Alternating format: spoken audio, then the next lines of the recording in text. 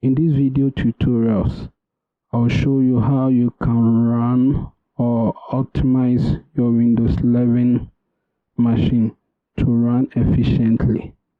So let's begin.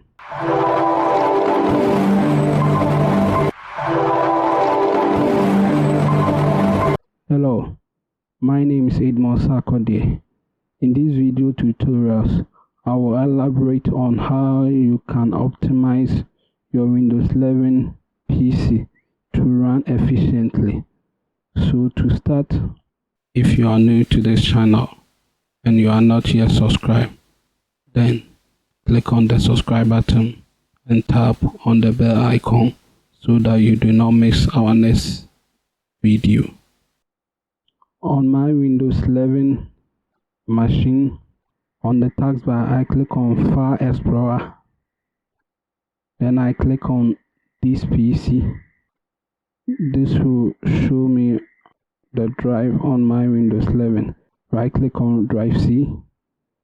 Then I click on Properties, a local disk property, and then I click on Tools. Then you can check for errors, or to optimize, you click on Optimize to optimize your system to run efficiently. So you choose the drive that you want to optimize.